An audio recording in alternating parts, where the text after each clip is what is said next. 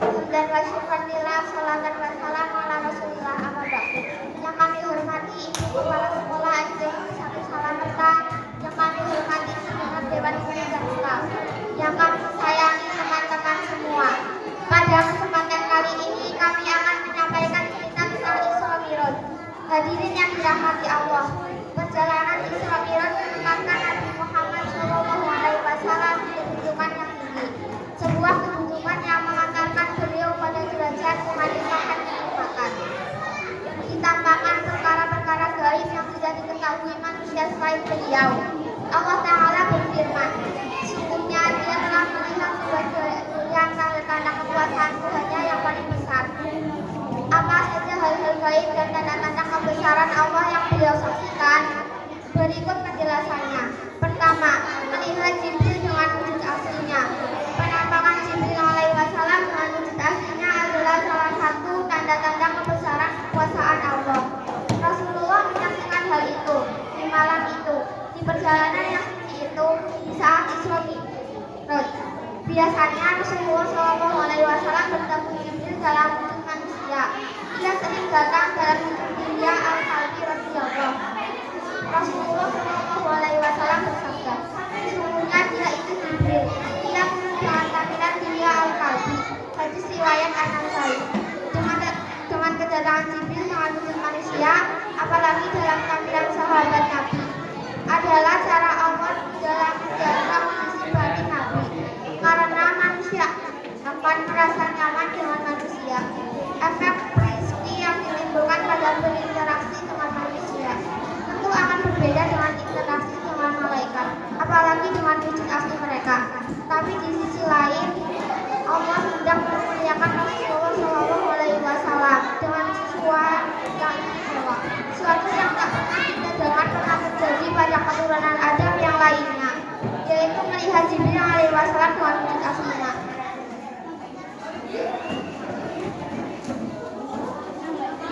Yang beliau lihat kemudian dikabarkan kepada kita. Tentu hal ini menjadi ujian. Apakah kita akan membenarkan keajaiban yang beliau sampaikan atau malah menolaknya? Sekaligus juga ujian keimanan tentang kemampuan dan kemahakuasaan Allah dalam menciptakan makhluknya.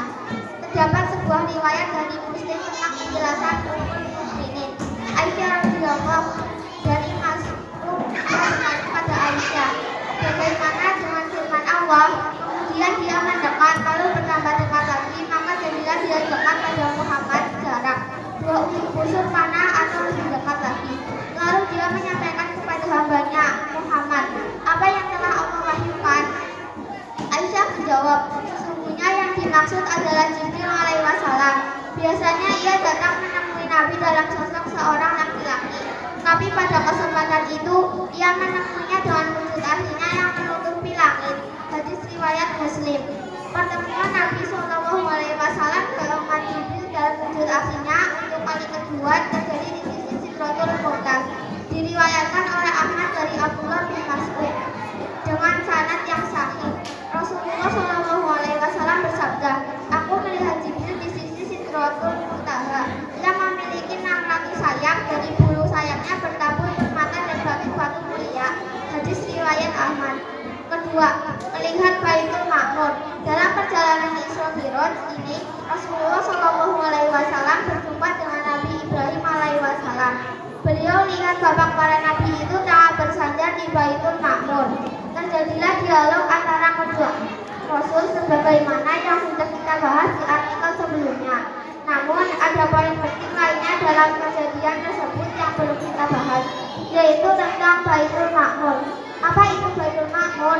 Rasulullah SAW bersabda, kemudian aku dinaikkan menuju Baitul Ma'mur. Dalam riwayat lain, kemudian ditampakkan padaku Baitul Ma'mur. Aku bertanya, apa itu Jibril? Ia menjawab, ini adalah Baitul Ma'mur yang setiap hari dimasuki oleh 7.000 malaikat. Jika mereka telah memasukinya, mereka tak akan kembali. Itulah kali pertama dan untuk terakhir mereka masuk ke dalamnya.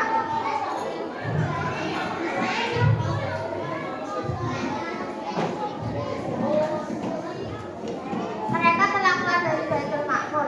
Mereka tak akan kembali lagi selama-lamanya. Hadis riwayat An-Nasai.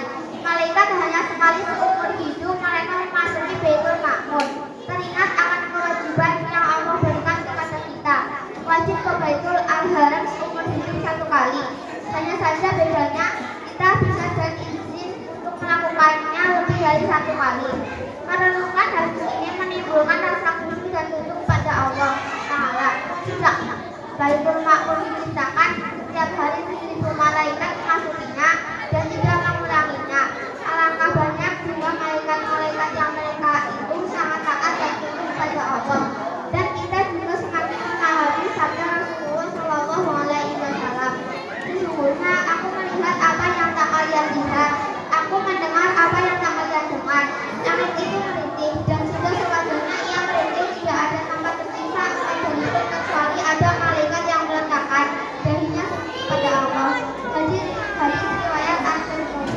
Saking banyaknya jumlah malaikat yang didatangkan langit pun layak untuk merintih. Jadi beliau melihat Baitul Ma'mur sebanyak 2 kali. Saat perjumpaan dengan Nabi Ibrahim alaihissalam, saat itu beliau hanya bertanya tentang Nabi Ibrahim, karena Nabi Ibrahim yang jadi ini pertemuan kali itu. Kemudian saat naik ke Sidratul Muntaha, disitulah beliau melihat Baitul Ma'mur dengan lebih jelas. Lalu seperti apa bentuk Baitul Ma'mur itu? Baitul Ma'mur adalah sesuatu yang gaib. Kita tidak bisa mengetahui dengan cara rakaat atau khayalan. Satu-satunya cara untuk mengetahui seperti apa Baitul Ma'mur itu adalah melalui wahyu. Allah Subhanahu wa Ta'ala berfirman, demi bukit dan kita yang ditulis pada lembaran yang terbuka, dan demi Baitul Ma'mur dan atap yang ditinggikan langit dan laut yang di dalam tanahnya ada api. Sesungguhnya azab Tuhanmu pasti terjadi. Dalam surat ini Allah bersumpah dengan menyebut Baitul Ma'mur. Sumpah Allah dengan menggunakan makhluknya menunjukkan bahwa makhluk itu besar dan agung. Kamar, susu dan madu. Saat di Baitul Maqdis, Rasulullah Shallallahu Alaihi Wasallam dihidangkan susu dan kamar. Kemudian beliau memilih susu, pilihan ketujuh. Beliau kembali mendapat jamuan demikian. Hanya saja bedanya saat di langit tidak disebutkan beliau mengalami haus seperti ketika di dunia. Jadi jamuan ini seakan kemuliaan dan sambutan setelah beliau menyaksikan banyak hal yang menakjubkan.